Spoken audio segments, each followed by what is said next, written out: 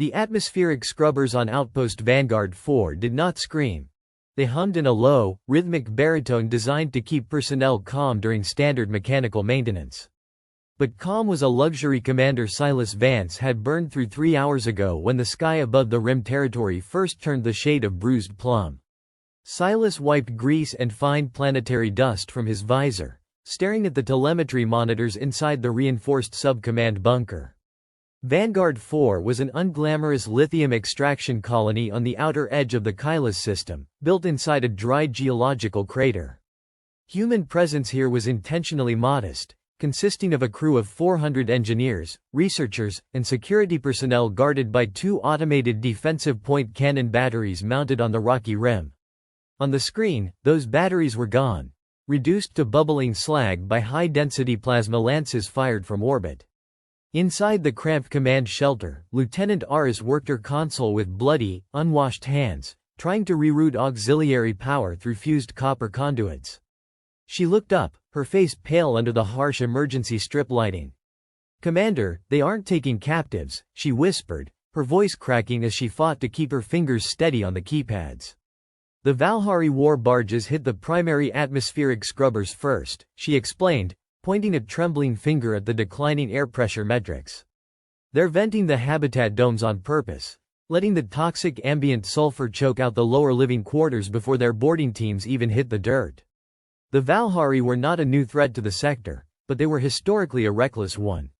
A territorial, highly militarized species hailing from the choked, metallic system of Valhar Prime, they operated on a simple, predatory doctrine that strength dictates space.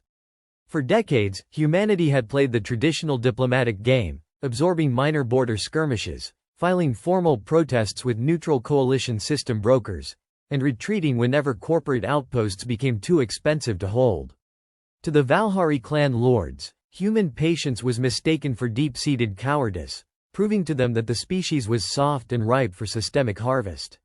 Silas stepped over a bundle of severed fiber optic cables, looking up at the groaning steel ceiling as another heavy blast shook the bedrock below them. "How long until the orbital relay sends our distress pulse?" Silas asked, his voice steady despite the distinct tremor in his hands. Lieutenant Aris cleared her throat, tapping a flashing green confirmation icon on her monitor. "The primary pulse cleared 3 minutes before the orbital array took a direct hit from their lead cruiser," she replied, exhaling a ragged breath. "Earth knows we're under attack, sir, but the nearest battle fleet is 2 weeks out in the Sol staging yards." Outside, the ground shook violently as a 3-ton Valhari drop pod slammed straight into the compacted dirt directly above their bunker's emergency hatch. Heavy hydraulic drills began to grind through the reinforced titanium plating, spraying orange sparks through the cracks in the ceiling. The raid lasted 7 brutal hours as the Valhari systematically looted the facility. When the war barges finally retreated into slip space, laden with stolen high-purity lithium cores and atmospheric catalysts, they left 312 humans dead in the dust. They left assuming the standard galactic script would follow, expecting months of political posturing, a formal apology issued through an intermediary, and a minor financial trade concession to settle the loss of human life. Chapter 2. The Cold Equation. 4 days after the assault on Vanguard 4, Silas sat in a sanitized, windowless briefing room aboard the orbital station Gateway Earth. The physical dust of the mining colony was long gone from his skin, but the metallic, burnt insulation tang of vented oxygen still lingered in his nose like a permanent scar. Across the polished alloy table sat Admiral Eleanor Vance, commander of the United Earth 7th Fleet. Behind her, a holographic projection of Earth's High Council spun in a slow, silent loop, displaying economic charts, fleet readiness maps, and casualty statistics. Admiral Vance pushed a glass tablet across the table, her dark eyes hollow and unreadable. "The Valhari clan lords have already released an official statement through the neutral coalition brokers," she said, her voice dry as dry leaves in winter. "They called the raid on Vanguard 4 an unfortunate border misunderstanding over disputed resource rights in an unmapped sector," she continued, leaning back in her high-backed chair. "They offered to pay 30% of the estimated mineral value back to our trade representatives over 10 fiscal years to put the matter to rest." Silas leaned forward, slamming his open palms onto the table with enough force to make the tablet slide. They murdered 312 civilian contractors to save 6 months of corporate mining costs, Admiral. He shouted, his composure snapping as the memories of the vented domes rushed back into his mind. It wasn't a misunderstanding over a map line, he added, glaring at the distant holographic council members. It was a calculated test to see if we would bite our tongues again. I know what it was, Commander, Admiral Vance replied simply, her tone icy enough to freeze the room. And High Command has decided that the testing period for human endurance is officially over. She brought up a new file on the central monitor, displaying a document stamped with the highest level of orbital security clearance, titled Directive Null Origin. For 50 years, humanity has absorbed minor territorial losses to maintain open interstellar trade routes, the Admiral explained, pointing her finger at the scrolling strategic text. We calculated that a full-scale interstellar war would cost trillions of credits, destroy our logistics networks, and take millions of lives, she noted. But our strategic predictive algorithms missed a vital variable in the long run. If we allow nomadic aggressors to treat our outposts as an endless supply raid, we drain ourselves to death by 1,000 small cuts over a century. Silas skimmed the strategic summary, his eyes widening as he realized there were no military landing plans, no provisions for long-term occupation, and no guidelines for receiving terms of surrender. You aren't sending an enforcement fleet to arrest the clan lords, Silas realized, looking up into her cold gaze. You're sending an extinction event to their front door. We are sending a clear, permanent signal to every spacefaring species in this sector, Admiral Vance corrected him quietly. Humanity does not wage long, profitable wars. When forced to fight, we simply remove the war entirely.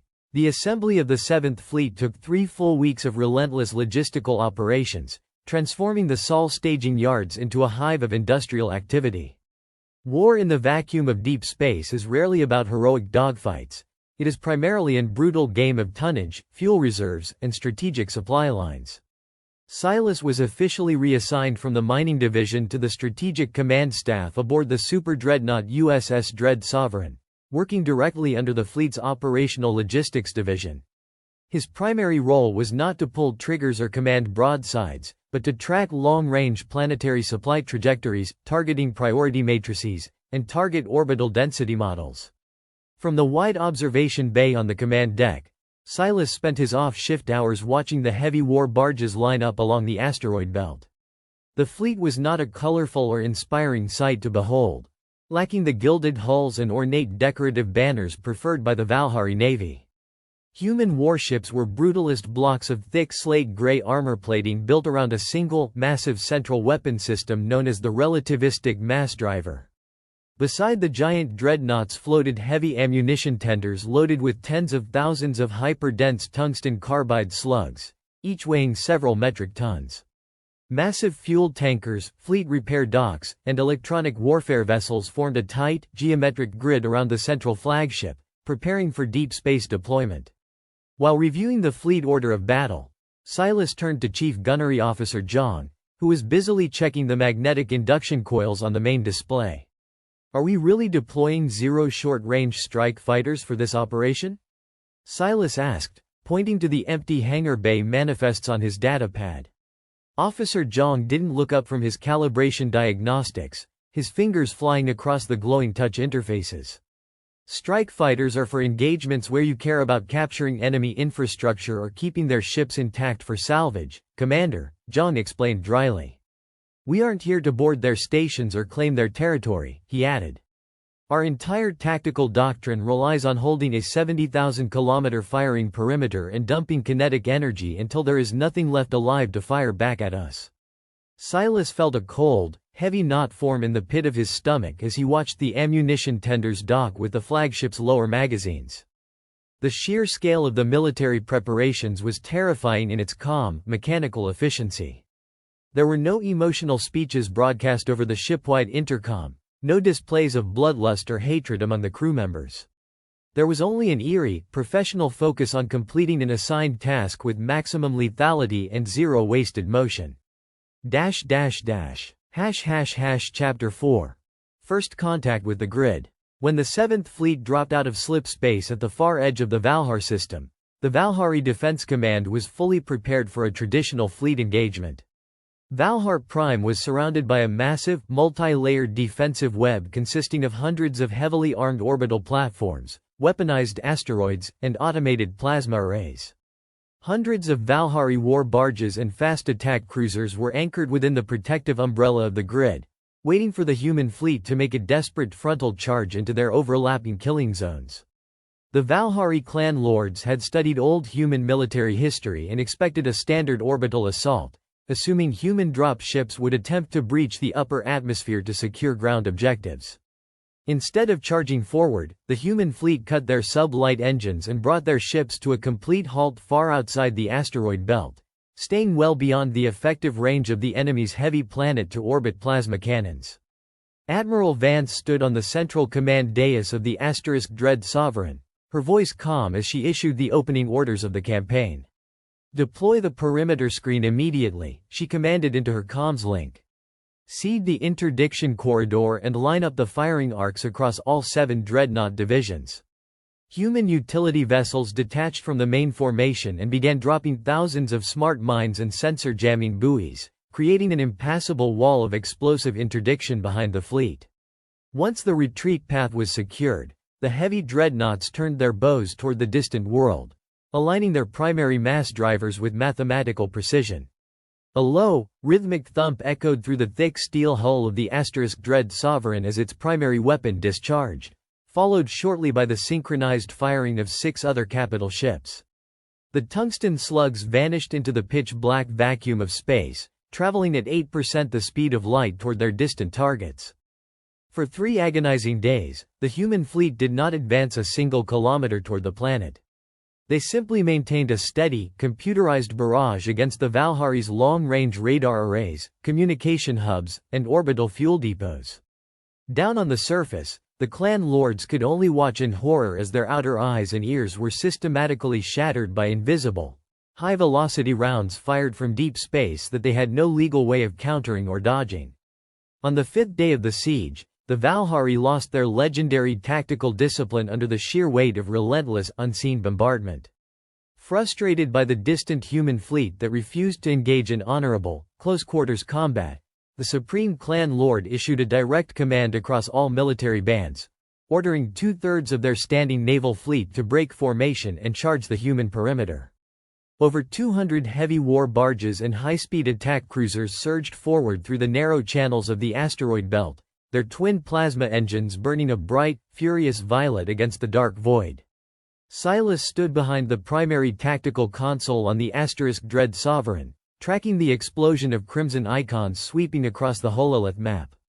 "The enemy Grand Fleet has broken formation," Silas reported aloud, his voice tense as he zoomed in on the vector paths. "They are advancing at maximum sublight acceleration, attempting to close the distance before our primary mass drivers can cycle their cooling loops. They want to draw us into a dogfight within their plasma battery range." Admiral Vance did not flinch as she monitored the rapidly closing distance numbers on her personal display.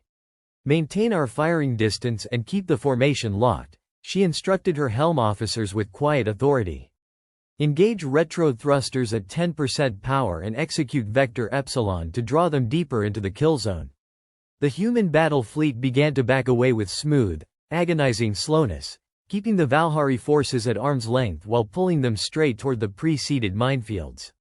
When the leading edge of the Valhari fleet crossed the invisible interdiction threshold, the empty vacuum between the 2 armadas erupted in a blinding series of silent explosions. Hundreds of hidden smart mines detonated simultaneously, releasing clouds of hypervelocity shrapnel that instantly shredded the unshielded sub-light engines of the lead cruisers. As the charging Valhari fleet ground to a halt in sheer chaotic confusion, the human dreadnoughts altered their targeting vectors.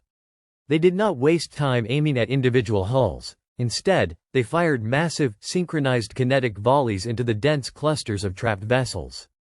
Without any room to maneuver out of the choke point, Valhari cruisers collided violently with one another, their heavy hull plating torn to shreds by kinetic impacts they never saw coming.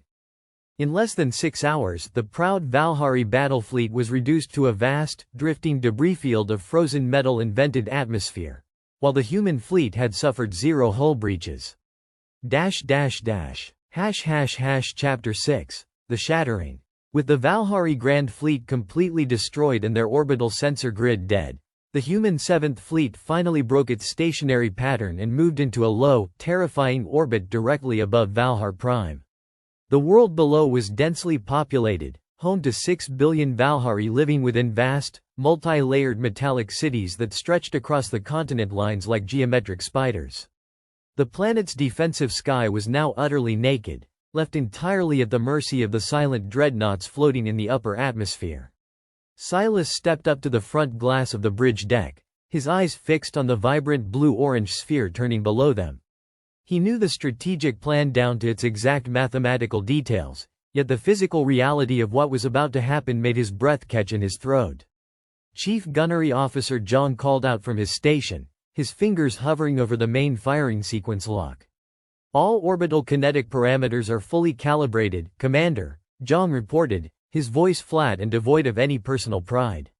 "Primary targets selected: the northern and southern polar ice shelf structural fault lines, active volcanic rifts, and deep crust tectonic plates.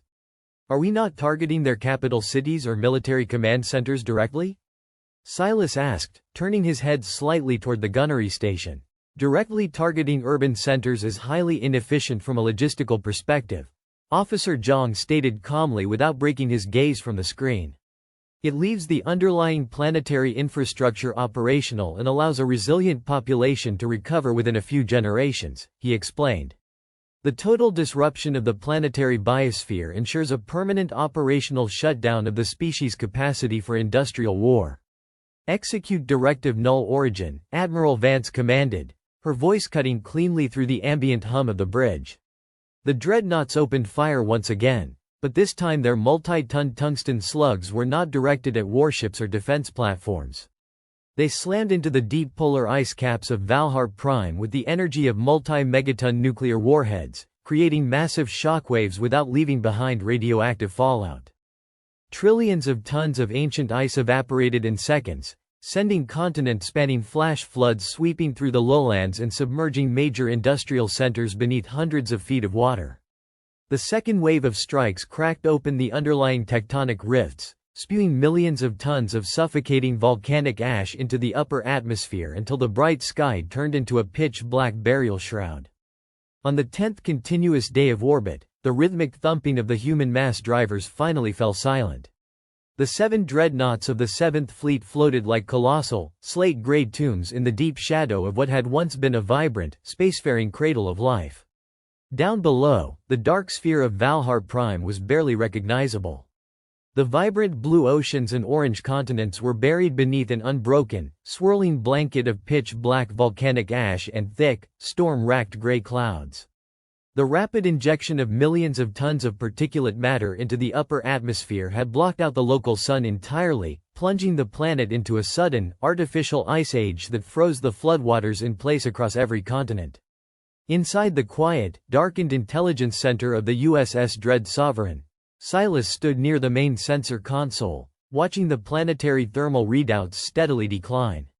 The massive, subterranean arcologies that housed the core of the Valhari population were winking out one by one as their geothermal power grids fractured under continuous seismic shockwaves. Without energy, without breathable surface air, and with ambient temperatures dropping by dozens of degrees every hour, the structural collapse of their civilization was absolute. A sudden, sharp audio tone broke the heavy quiet of the command deck as a single, weak communication frequency flickered through the static on the flagship's broad-spectrum array. The signal was an unencrypted, emergency audio transmission broadcast on an open loop from a hardened subterranean bunker beneath the planet's ruined capital city. "Humanity, please, cease your fire," the automated translator synthesized, its robotic voice trembling slightly as it rendered the harsh, click-heavy Valhari dialect into clear language. "We offer our total, unconditional surrender to your fleet commanders," the desperate voice pleaded through a thick layer of atmospheric distortion. "We will immediately evacuate all remaining contested border territories and grant your corporate factions full mining rights across our outer systems," the speaker continued, his breath coming in ragged, terrified gasps. "We offer complete economic restitution for the loss of Vanguard 4, down to the last credit. If you will only name your terms for a ceasefire, the voice cried out into the void. Please, speak to us. The distress call looped again, its tone shifting from calculated political bargaining to pure, unadulterated panic as the signal weakened. Across the bridge deck, dozens of human tactical officers sat motionless at their consoles, their faces illuminated by the pale blue glow of their monitors as they listened to the final pleas of a dying world. No one cheered. No one celebrated the absolute tactical victory they had achieved. The room was dominated by a suffocating, solemn weight, the quiet realization of what it meant to carry out a planetary execution.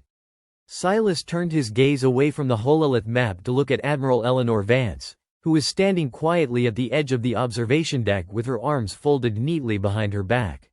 Should I instruct the comms team to open a secure channel back to their planetary bunker, Admiral? The young communications lieutenant asked softly, his hand hovering uncertainly over the broadcast panel. They are waiting for our response, sir. Admiral Vance did not turn around to face the crew, remaining still as she stared down at the blackened, ash-choked world spinning beneath them. No, she replied, her voice low, flat, and chillingly composed. We do not open a channel. The lieutenant hesitated, his fingers trembling slightly above the glowing keys. Ma'am? He asked, looking up in visible confusion. They have offered total surrender. Is that not the primary goal of this operation? If we open a channel and negotiate terms, we officially acknowledge that this was a war between two equal political entities, Admiral Vance explained, her voice echoing clearly through the silent bridge deck. War implies that both sides possess valid claims and can eventually reach an agreeable compromise through diplomacy, she noted, turning around slowly to look at her officers with cold, unyielding eyes. This event was not a war, Lieutenant. This was an enforcement of planetary law. She walked slowly toward the central command table, her boots clicking sharply against the polished alloy floor plates. Cut the incoming communication feed entirely, she ordered without an ounce of hesitation. Signal all captains across the fleet to spin up their slip space jump drives immediately. Our objective here is complete, and we are returning to the Sol system. And what about their emergency broadcast, Admiral? Silas asked quietly, his voice raspy as he spoke up for the first time in hours. Do we leave their transmission unblocked for the rest of the coalition to hear? Leave the broadcast running on every open interstellar frequency, Vance replied as the heavy hydraulic doors of the bridge slid open behind her. Let the rest of the galaxy listen to them scream into the dark for an answer we will never give them. A few moments later, the heavy sublight engines of the 7th Fleet flared to life, casting bright blue trails across the ruined atmosphere of Valhar Prime. One by one, the massive human dreadnoughts engaged their slipspace drives, bending space-time and vanishing into the black in a series of blinding, silent flashes. Behind them, the silent world floated alone in the dark, an ash-shrouded grave that would serve as an eternal, unshakable warning to every foreign fleet in the galaxy. Humanity would never again fight a long, costly war of attrition. They would simply erase the room you stood in. 3 months after the 7th Fleet executed Directive Null Origin, the gravity of what had transpired near Valhar Prime continued to ripple across human-occupied space. Silas Vance sat in a sunlit courtyard on the lower terrestrial ring of Gateway Earth, staring out at the vibrant blue marble of humanity's cradle. The contrast between Earth's lush, living biosphere and the suffocating, ash-choked corpse of Valhar Prime was a permanent weight resting behind his eyes. He spun a cold glass of water on the iron table, watching the condensation bead and run down his knuckles like melted polar ice. He was no longer wearing the active fleet uniform of a strategic coordinator. Following the return of the fleet, Silas had quietly requested a transfer out of operational intelligence, accepting an administrative assignment within the Fleet Logistics Directorate. Across the table sat Lieutenant Aris, who had survived the siege of Vanguard 4 alongside him. Her arm was still encased in a sleek, carbon fiber medical brace, a reminder of the falling bulkhead that had nearly crushed her inside the outpost bunker. I watched the Coalition Council's special broadcast yesterday morning, Aris said softly, breaking the long silence between them. Her voice was quiet, carefully modulated to avoid carrying across the busy courtyard. They called an emergency session, but not a single foreign delegation raised a motion for sanctions against us. Silas took a slow sip from his glass, his expression unreadable.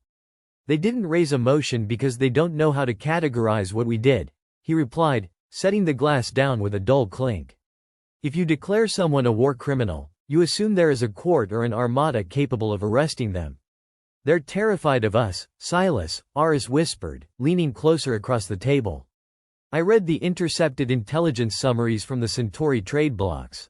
The alien embassies aren't even demanding explanations anymore. They are quietly withdrawing their military outposts from our border sectors without us even asking them to move. That was the intended strategic outcome, Silas noted, his tone devoid of any pride. The Council didn't want a victory, they wanted a permanent psychological barrier. They wanted every species in the sector to look at a human colony and see a tripwire tied to an avalanche. Later that afternoon, Silas was summoned to the upper administrative suites of Fleet High Command. The hallway was lined with polished dark marble and gold leaf lettering commemorating historical human naval victories, though no plaque had yet been carved for the Valhari campaign. Inside the spacious corner office overlooking the orbital dry docks, Admiral Eleanor Vance sat behind a wide desk made of solid, polished timber, a rare antique imported from Earth's surface. She gestured toward a leather chair opposite her desk, not looking up from a thick stack of printed paper reports. Sit down, Silas, she said calmly. Silas took a seat, crossing his legs and resting his hands on his knees. I assumed my transfer paperwork was already finalized, Admiral, he stated simply. It is, she replied, finally setting her pen down and folding her hands over the documents. Your reassignment to the Terrestrial Logistics Bureau takes effect on Monday. I summoned you here because your official post-campaign assessment report contains several philosophical objections that need to be cleared before it enters the permanent record. Silas met her sharp, unyielding gaze without blinking.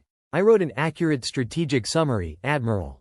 I noted that while Directive Null Origin achieved a 100% reduction in hostile incursions along our outer perimeter, it also destroyed an estimated 84% of the local system's ecological viability for the next 3 centuries. And you labeled the operation an act of irreversible planetary devastation, she noted, her voice dropping into a dangerous, measured tone. It was an act of planetary devastation, Silas countered firmly, leaning forward slightly. We didn't just disarm a hostile military, Admiral. We erased an entire cradle of civilization because it was cheaper than building a permanent defensive fleet along the outer rim. We erased a cradle of civilization because that civilization treated human lives as disposable trade leverage, Vance corrected him, her voice cracking like a whip against the quiet room. Do you know how many civilian outposts like Vanguard 4 were raided over the last 40 years, Silas? Do you know how many hundreds of personnel were killed, vented, or taken as forced labor while our diplomats filed formal complaints to deaf alien councils? I know the numbers, Silas said quietly. Then you should understand the math, she insisted, tapping her knuckles against the wooden desk. A slow war of attrition over 50 years would have cost us 2 million human lives, trillions of credits, and left us permanently vulnerable to every secondary predator in the galaxy. We spent 10 days and 0 human casualties to ensure that no foreign ship ever fires on a human colony again. Silas stood up from the leather chair, walking slowly toward the floor-to-ceiling reinforced window that looked out over the Sol staging yards. Down below, massive automated cranes were already loading heavy tungsten slugs into the magazines of freshly built dreadnoughts. Humanity was not disarming after its victory, it was refining the production line. You made us into monsters so we could sit in peace, Silas said, watching the reflection of the Admiral in the dark glass. We made ourselves into an absolute constant, Vance replied, standing up to join him at the window. In a cold galaxy filled with hungry predators, being a monster is simply a survival trait that works. What happens when another species tests us?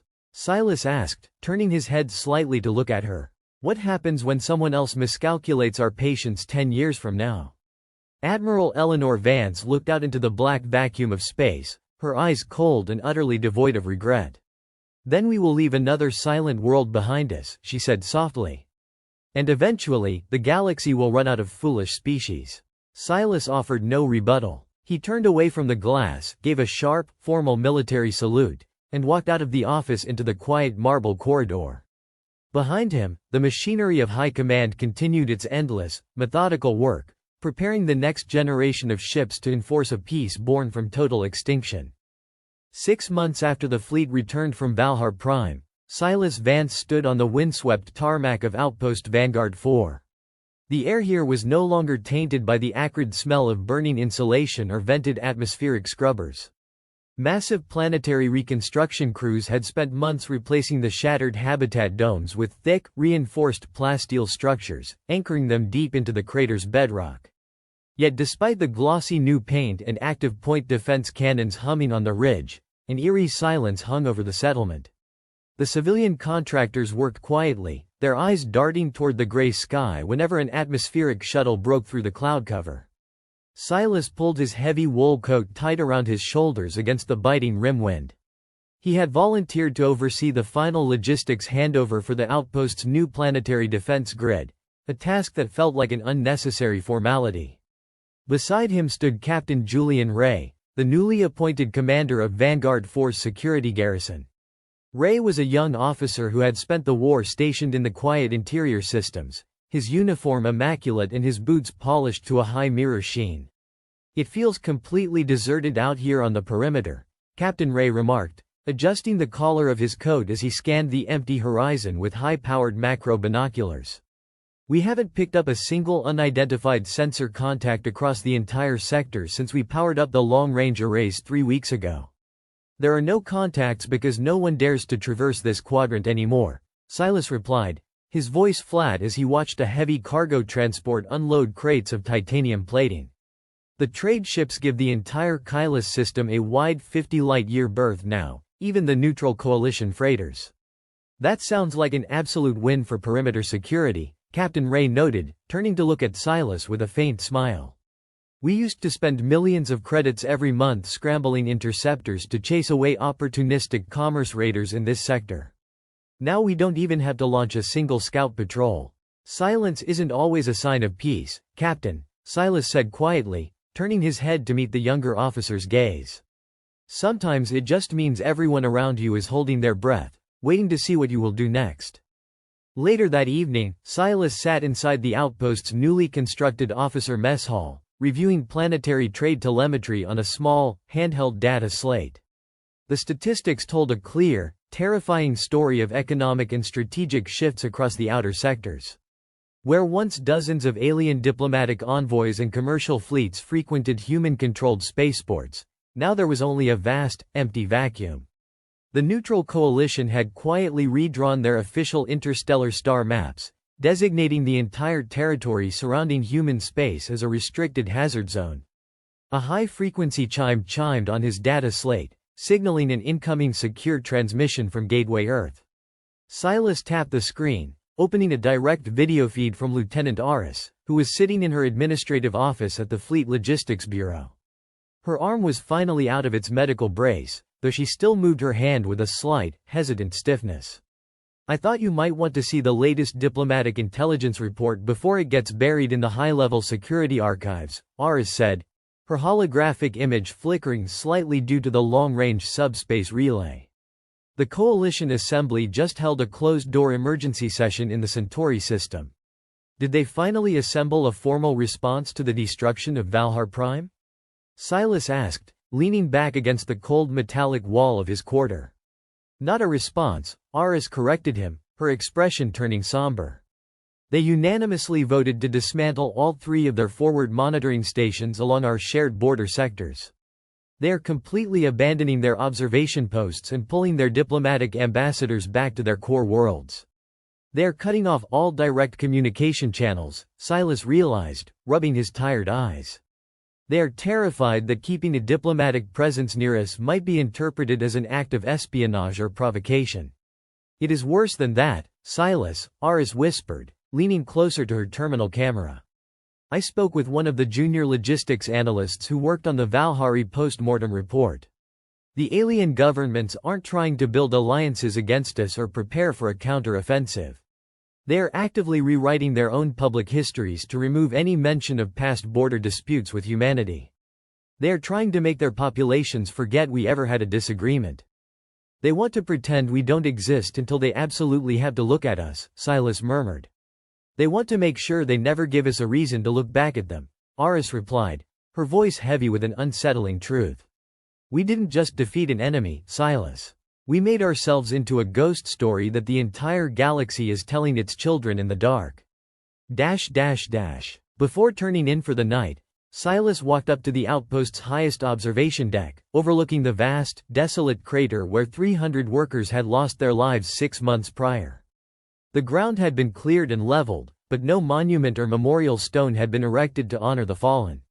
Fleet High Command had explicitly forbidden the construction of public memorials on border outposts, decreeing that human installations should project only cold, unyielding utility to foreign eyes. As he stood near the heavy plasteel viewing window, he heard the rhythmic, heavy footsteps of an armored security detail marching past the corridor outside. Silas watched their dark, featureless helmets reflect the harsh red glow of the perimeter warning lights. Every soldier carried an upgraded kinetic rifle, their gear pristine, their movements synchronized with mechanical perfection. Silas pressed his fingertips against the cold glass, looking out into the deep, star-speckled void beyond the atmosphere. He knew that somewhere out in that vast darkness, foreign eyes were staring back through long-range telescopes, watching every movement of the human fleet with trembling dread. Humanity had bought its absolute security, but the currency had been its own moral compass. There would be no more raids on Vanguard 4. There would be no more frantic distress pulses sent across the void, no more long negotiations over stolen resources, and no more lives lost in endless border skirmishes. Earth had silenced its enemies by wiping out their world, and in doing so, it had locked itself inside a fortress of its own making, a golden cage built on the foundation of absolute terror. Silas turned away from the window, his shadow stretching long and dark across the empty deck as he walked back toward the interior of the station. The universe was quiet now, exactly as High Command had ordered it to be. And in the oppressive silence of the fringe, humanity stood entirely alone. 1 year after the complete destruction of Valhar Prime, Silas Vance sat inside a quiet, dimly lit archive room within the subterranean vaults of Fleet Command on Earth. The room smelled of old paper, ionized air, and ozone, a stark contrast to the sterile, synthetic atmosphere of deep space dreadnoughts. His desk was littered with physical data pads and tactical printouts detailing the current strategic posture of the United Earth military. As an senior administrative analyst, Silas was responsible for cataloging post-campaign strategic fallout, a job that essentially required him to count the ghosts left behind by humanity's absolute doctrines. Across the room, the heavy blast doors slid open with a pneumatic hiss, admitting Admiral Eleanor Vance. She was dressed in her formal dress whites, her chest covered in campaign ribbons, though she wore no badge for the Valhar operation. She walked over to his desk, her polished boots making crisp, deliberate thuds against the concrete floor. "I was told I could find you hiding down in the archives, Silas," the Admiral said, her voice echoing off the vaulted concrete ceiling. "The Council is hosting the annual Defense Readiness Summit upstairs, and your presence was explicitly requested by the Strategic Planning Committee." Silas didn't look up from his data slate immediately. He finished highlighting a line of logistics data before setting the screen face down on the wooden desk. "I respectfully decline the invitation, Admiral," he replied, his voice calm and measured. "I have very little to offer a summit whose primary objective is celebrating our operational efficiency."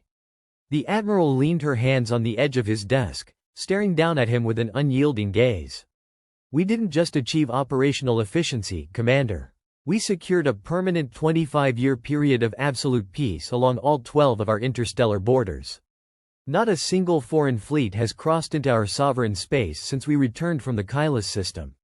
Peace built on the threat of planetary liquidation isn't peace, Admiral," Silas said, finally looking up to meet her eyes. "It is simply a hostage situation where the hostages are too terrified to breathe loudly."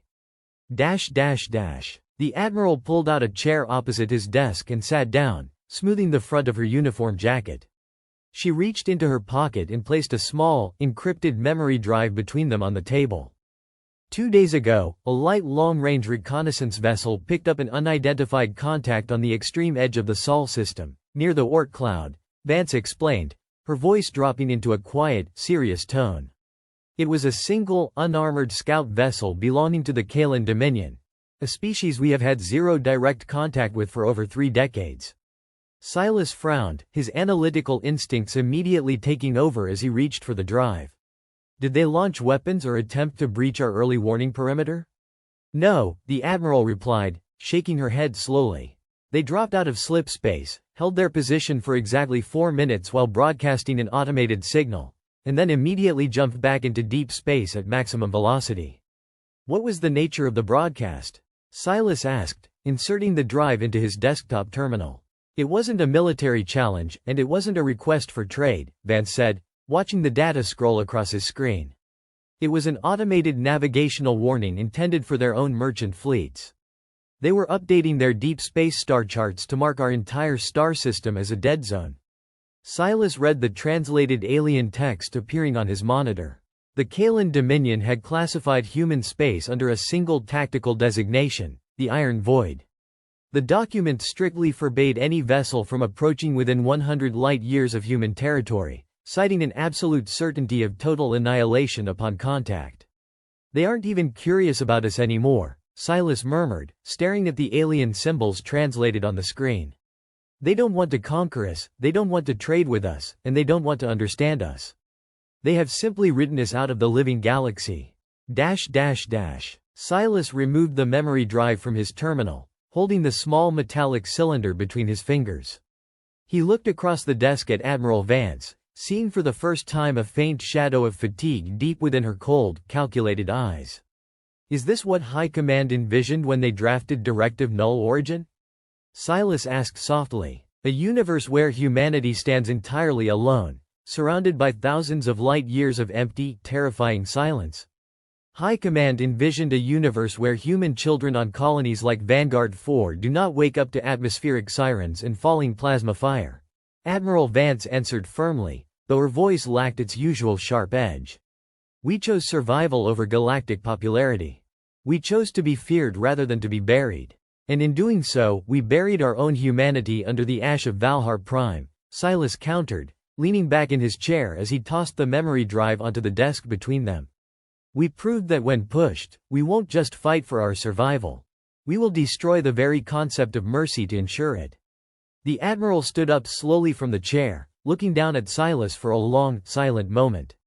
She didn't offer a rebuttal, nor did she order him to delete his critical notes from the official record. She simply straightened her jacket, turned her back on the desk, and walked toward the heavy blast doors. The archives will remain open to you for as long as you require, Commander, she said without turning around. But remember this when you write your final report. The universe has never cared about moral high ground. It only remembers who is left standing when the noise stops. The heavy steel doors sealed shut behind her, leaving Silas alone in the quiet, dim room. He looked back down at his desk, staring at the endless casualty figures, strategic maps, and cold tactical assessments scrolling across his screen. Outside the subterranean bunker, high above the surface of Earth, the gray warships of the 7th Fleet continued to patrol the dark rim of the Sol system, keeping watch over a galaxy that had learned to stay completely silent. Silas closed the file, turned off his monitor, and sat in the quiet dark, listening to the slow, heavy hum of an empire that had bought its safety at the cost of its soul.